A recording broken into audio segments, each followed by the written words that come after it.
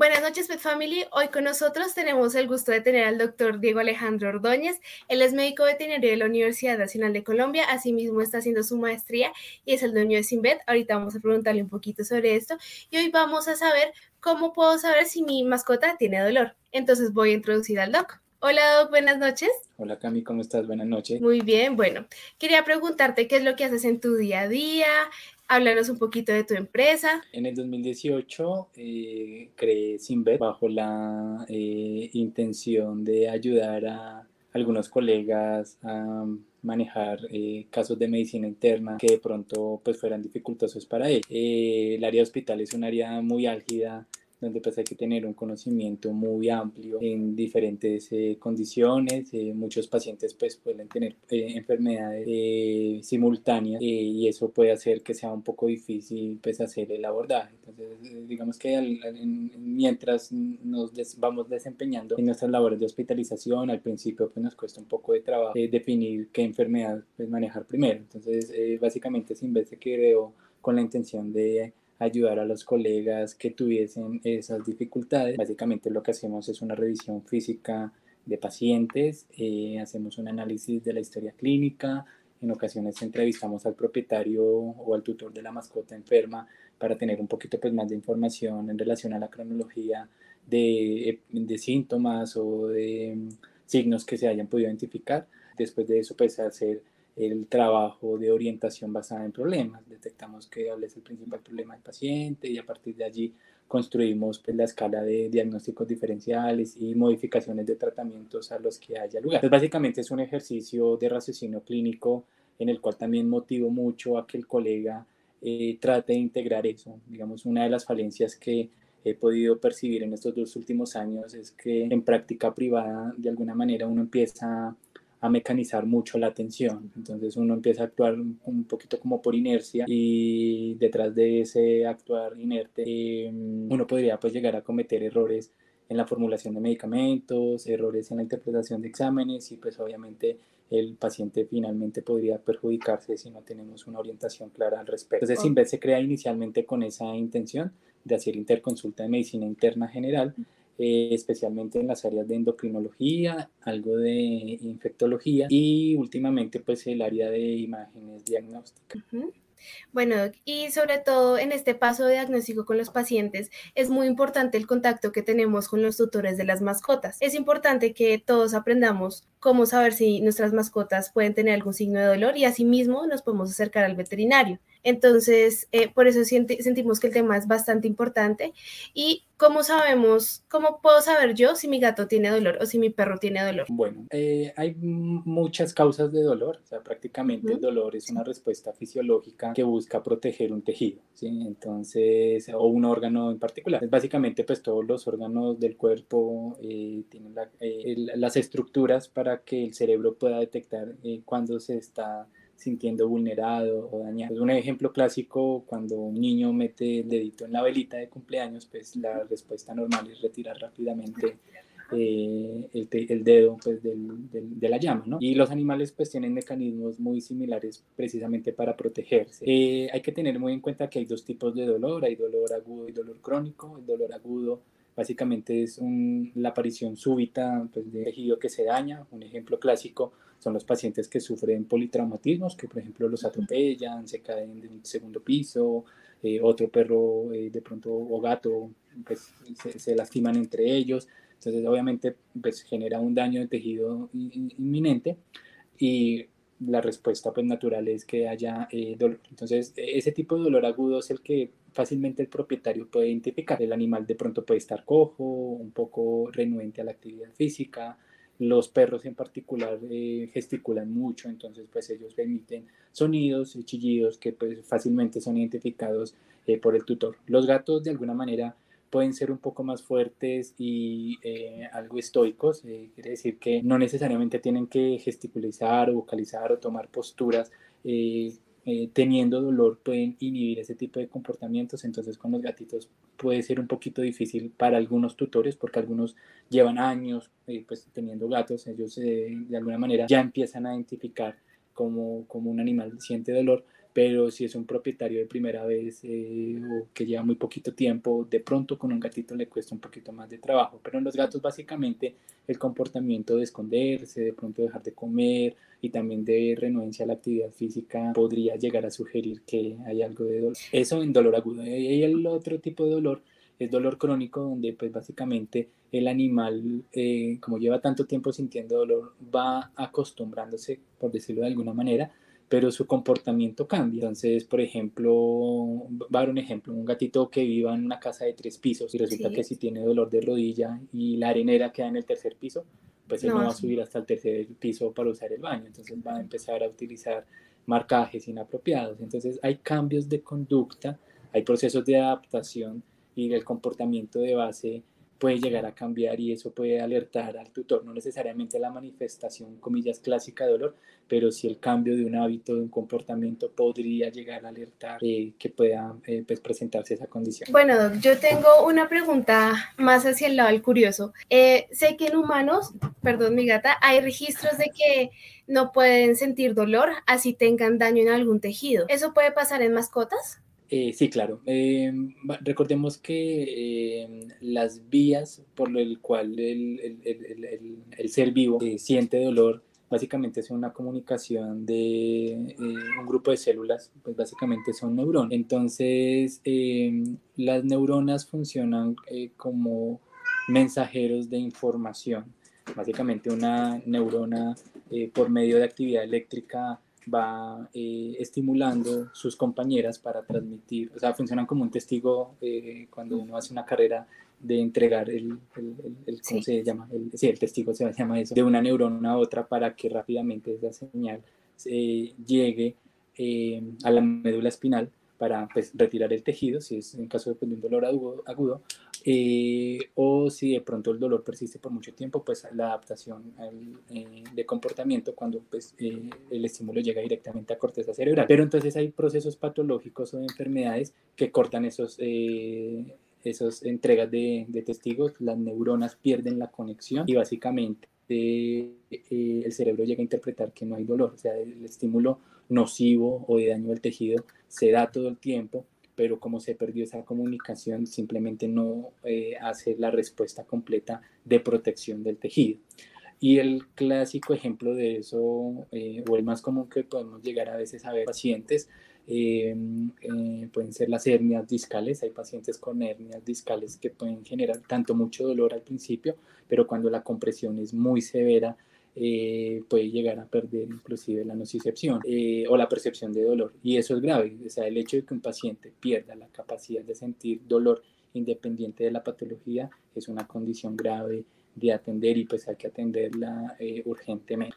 Otras condiciones de enfermedad que podrían generar esa pérdida de sensibilidad, al igual que en las personas, por ejemplo, las personas con pie diabético, las diabetes que llevan mucho tiempo sin tratarse o que están maltratadas, hace que pues, las neuronas también vayan degenerando y se pierda esa comunicación. Entonces hay varios procesos, usualmente son procesos de enfermedades degenerativas que pueden hacer que el paciente pierda esa capacidad de sentir dolor.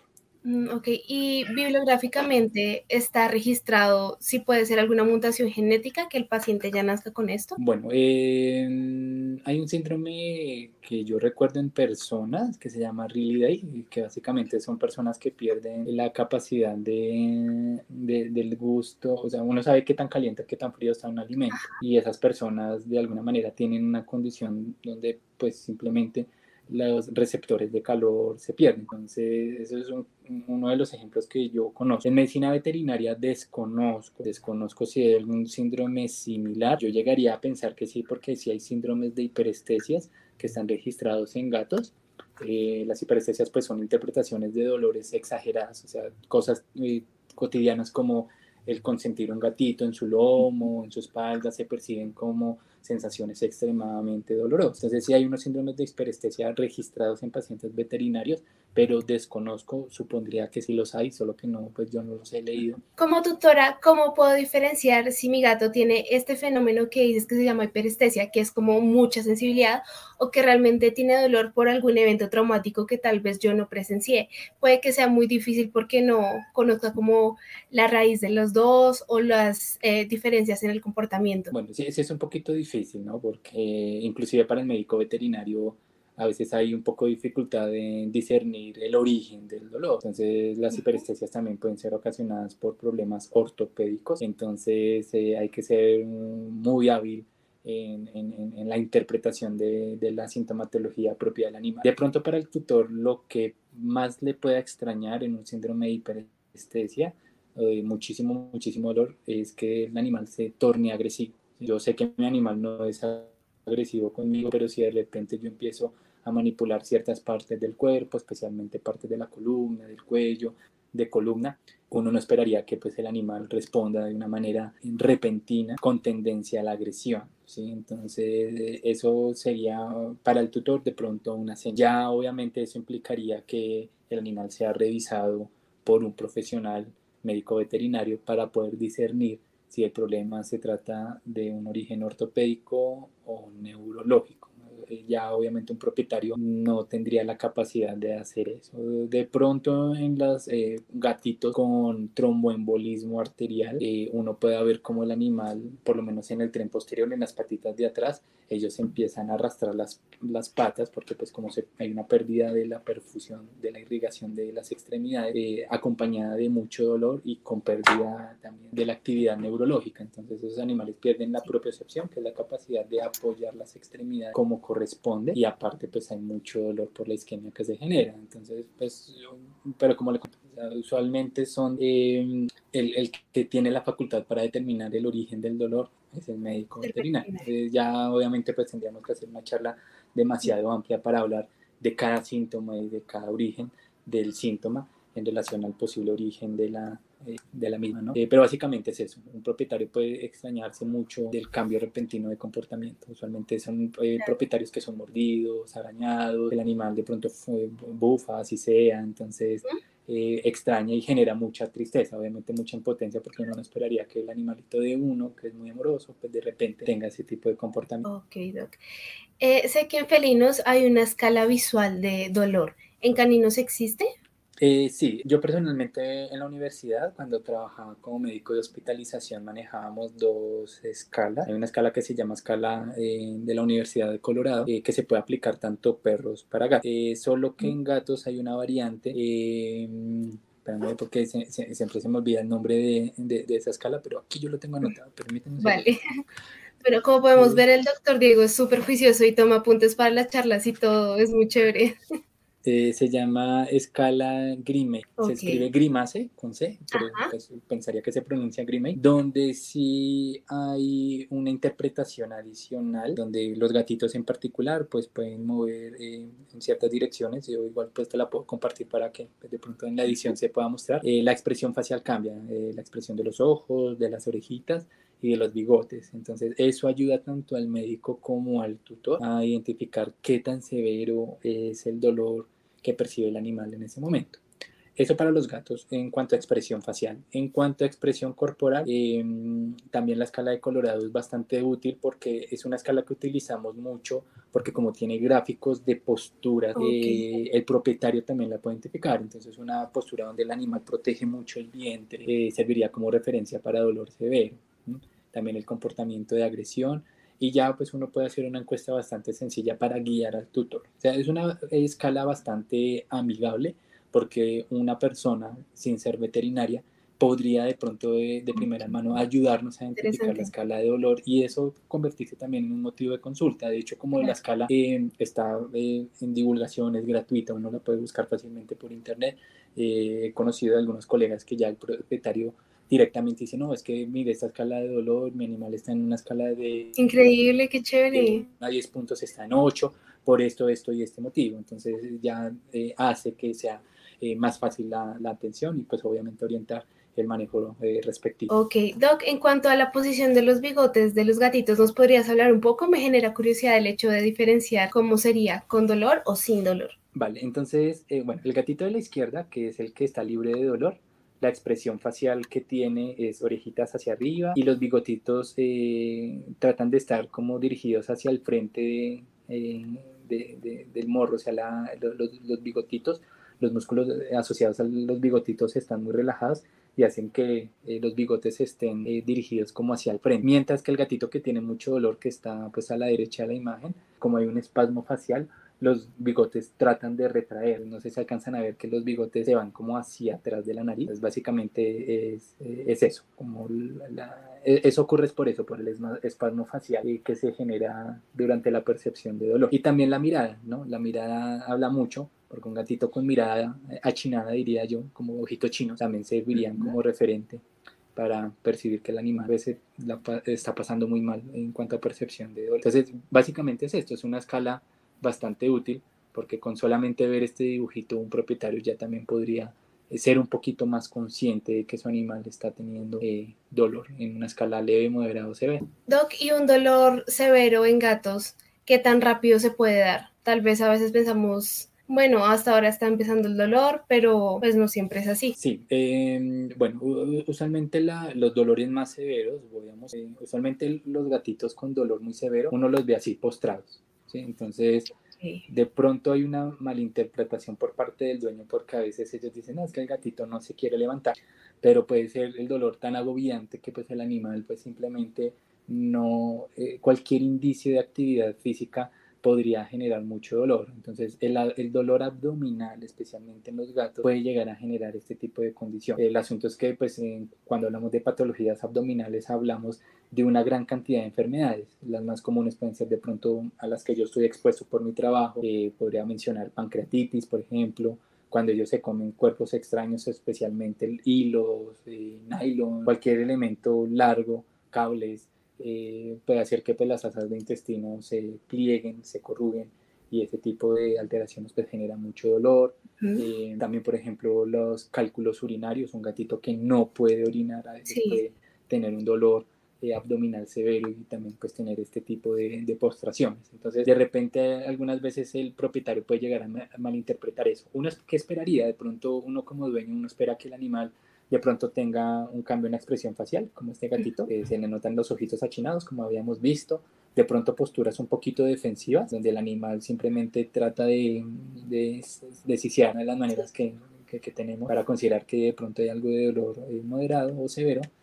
Y a veces pues ya cuando hay dolor más difícil de evaluar, pues de pronto uno ve un gatito relajado, como el que estamos viendo aquí en la franja verde, donde de pronto la postura corporal no dice mucho, pero entonces de pronto sí otros comportamientos puedan cambiar, como por ejemplo no quiere comer o tomar agua. Ya obviamente eso haría parte pues del motivo de consulta, y ayudar a diferenciar si hay dolor o no, pues ya le compete al médico veterinario. Pero pues un tutor sí no podría de pronto interpretar esto como dolor.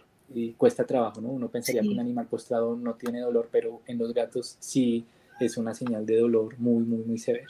Sí, a mí me gustaría hacer como un pequeño paréntesis, sobre todo en gatitos. Hemos visto que empieza a dejar de orinar, no va a la arenera, bueno, después hace, pero normalmente los gatitos empiezan a mostrar obstrucción urinaria por ahí. Entonces es importante que verifiquemos cómo está orinando, cómo está defecando, cómo es su consumo de alimento, porque este montón de cosas nos van a ayudar en un futuro para la clínica. Y asimismo también en las mascotas ya geriátricas, sí tienen cambios de comportamiento por su edad, porque claramente hay un desgaste normal fisiológico, pero hay ciertos tipos de dolor osteomuscular, sobre todo en perros de gran tamaño, que es importante controlar por el dolor. Sé que el doc Diego me va a apoyar, pero hay veces en las que está el dolor y es mejor controlarlo. Bueno, siempre controlar el dolor desde el inicio, porque luego sé que hay algo fisiológico que no me acuerdo cómo se llama, pero hay como una hiperpolarización de las neuronas y se aumenta el dolor, que eso es lo que también vemos en la carrera en farmacología. Entonces es importante manejar este tipo de dolor. Para esto, claramente hay que reconocer esos estímulos visuales que nos está diciendo el doc, pero ¿en qué momento me alarmo? ¿En qué momento como propietaria digo, no, hay que llevarlo al veterinario? Bueno, pues el dolor, ¿cómo decirlo? Hay un adagio por ahí, es que no recuerdo cómo se dice, pero básicamente es como nadie percibe el dolor como uno mismo, ¿sí? O sea, nadie puede sentir por uno. Entonces, el problema es ese, que el dolor es ajeno, ¿sí? Entonces, hasta que uno no siente dolor, uno no va a comprender qué tan doloroso es un procedimiento.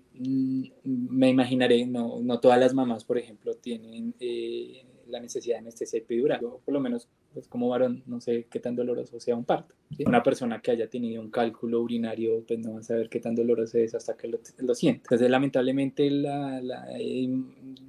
hay mucha a veces insensibilidad porque de repente hay tutores que lastimosamente no tienen el entrenamiento de pronto apropiado o el asesoramiento o el conocimiento suficiente para reconocer señales de dolor. El dolor no tendría por qué estar, ¿sí? Así sea leve, moderado o severo. El animal, uno de los derechos animales es estar libre de dolor, independiente de qué tan severo sea el dolor.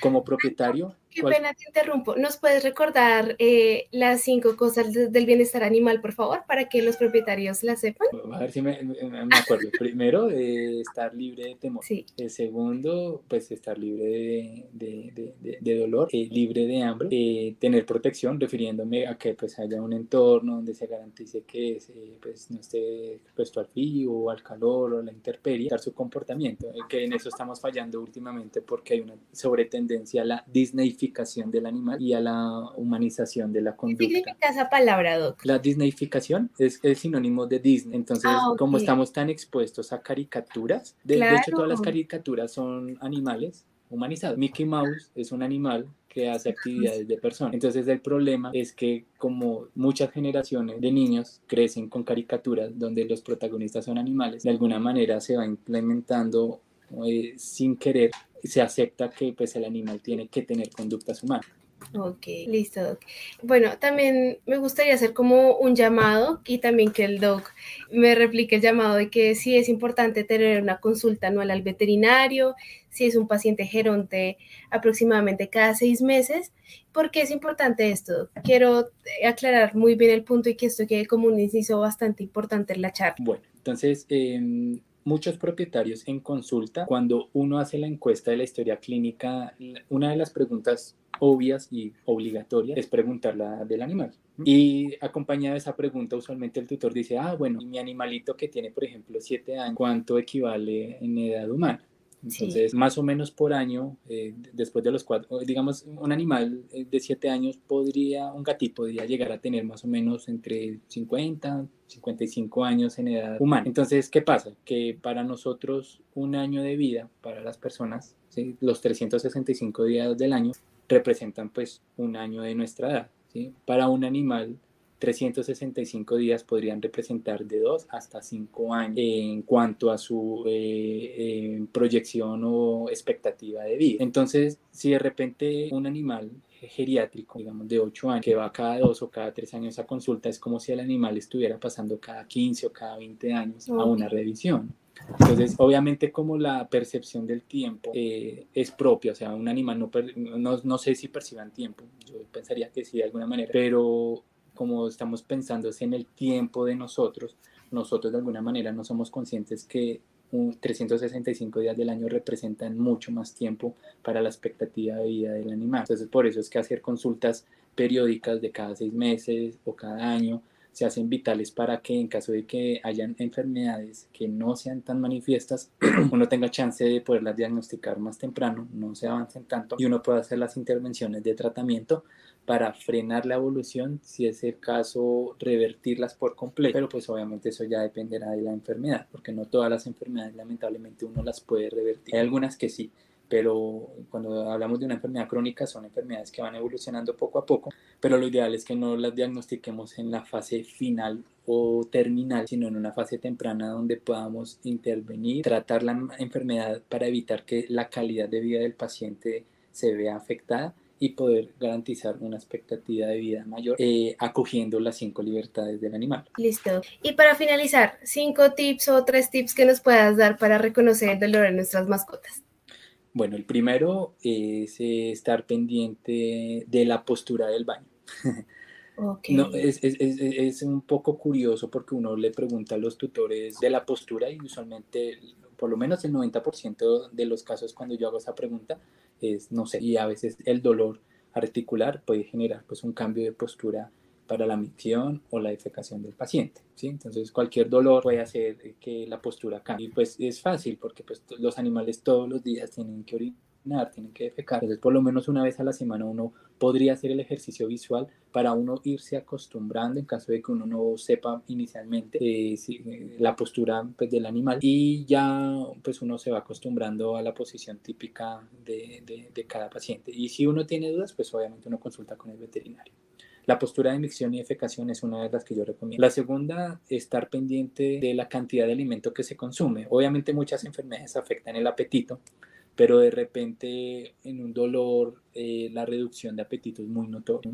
Tercero, el cambio de comportamiento. Entonces es muy común de pronto para los pacientes geriátricos asumir que duermen más, que están menos activos. Un perrito geriátrico, un gato geriátrico técnicamente no tendría por qué cambiar su rutina o su actividad física con el paso del tiempo.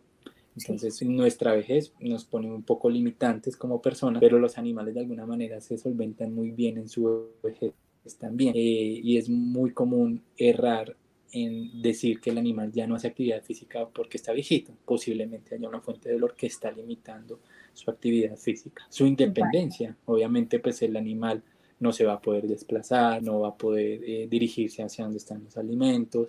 El bienestar en cuanto a la calidad de sueño también se puede ver afectada. Son animales que de pronto empiezan a dormir mucho en el día o en la noche, empiezan a tornarse de pronto un poquito intranquilos. Y lo último, de pronto también la forma en que respiran. Un animal con mucho dolor se empieza a percibir jadeante. Entonces serían esas 5 cosas: la respiración, el hábito de alimentación, el cambio de comportamiento, de pronto de agresión. Sí. Fue las 2 que mencioné al principio. En los perritos que tienen ciertas razas como los labradores, ellos tienen una actitud jadeante y son como muy inquietos. ¿Cómo puedo diferenciarlo del dolor? Bueno, sí ya es un poco más difícil. Básicamente en un perro grande la renuencia a cierta actividad física llama la atención. Entonces, un ejercicio muy, muy clásico que yo solía hacer con los propietarios era evaluar qué tan solvente es el paciente subiendo o bajando escaleras. Entonces, en un animal grande que haya algún problema ortopédico, neurológico o dolor o mixto, el animal se va a mostrar renuente tanto para subir o tanto para bajar. Y es un ejercicio muy sencillo de hacer. Claro. Entonces es clave. Ya obviamente durante la revisión uno busca la fuente del dolor, pero ese tipo de actividades pueden ayudar bastante. En un gatito, por ejemplo, el no poder treparse, que pues sabemos que pues a ellos les gusta controlar todo su entorno, sí, subiendo esas superficies más altas. Un animal que no logre subirse a donde normalmente busca esos espacios de control, eso también sería una señal de alerta de dolor en un gato. Entonces, básicamente es eso, que el comportamiento se modifique, y eso sería pues una señal de que el dolor lleva bastante tiempo sin atender. Listo, Doc. Y para finalizar, danos por favor 3 tips para diferenciar o cómo sé que mi mascota tiene dolor. Bueno, entonces el primero, que el animal cambie su consumo de alimento. El segundo, que el animal cambie la postura de micción o defecación. Y tercero, que el comportamiento al que estamos acostumbrados a una actividad cambie, que el animal ya no quiera correr, ya no quiera treparse, o que huya de actividades cotidianas como orinar o defecar, especialmente en los gatos. Entonces, esos serían 3 tips chiquitos y fáciles de identificar por un propietario ya experto o primerizo. Doc, ¿y dónde podemos seguirte? ¿Cuáles son tus redes sociales? ¿Cuál es tu contacto? Bueno, yo tengo varias. Para consejos de medicina interna, tengo en Instagram un perfil que se llama @sinvet.consultoría. Tengo otro que es básicamente un atlas de ecografía diagnóstica que sirve de guía tanto para estudiantes como para profesionales de la casuística que yo manejo, especialmente en ecografía abdominal y torácica. Es ecografía.sinvet. Y tengo en TikTok @Dr. Diego Ordóñez, donde publico contenido general jocoso. Es más ¿cómo decir? De pasarla chistoso. Pero con la intención de dejar algún mensaje reflexivo. Entonces, pues en cualquiera de las 3 redes me pueden seguir, pero el contenido profesional, especialmente en Instagram, donde pues suelo resolver también inquietudes en mensaje directo de las personas que me contactan, estudiantes, profesionales, tutores, de todos los niveles posibles y habidos. Entonces, resuelvo inquietudes de medicina interna de gatos y perros de otras especies, y pues lamentablemente no asesoro, pero sí por lo menos compaginar en contacto con personas que sí sepan del tema. A veces me preguntan de conejos, tortugas, aves, pues no sé eso, pero sí dentro de mis contactos de Instagram, una que otra persona nos ayuda a resolver esas inquietudes. Bueno, genial. Muchas gracias, Doc, por aceptar nuestra invitación. Sabes que siempre va a ser un gusto entrevistarte. Tu actitud es genial, tu carisma es genial. Todos los que pasamos por tus aulas de clase, por alguna charla, como propietarios nos sentimos afortunados. Entonces, gracias, Doc. A ti por la invitación y espero que hayamos podido aportar un poquito y aprender también qué es lo que me gusta enseñar y que todos pues la pasemos chévere, todo ameno, todo relajado, pero sin olvidar la salud y la prioridad de nuestros chiquitines. Claro que sí, lo más importante. Bueno, hasta luego, familia Pet Family.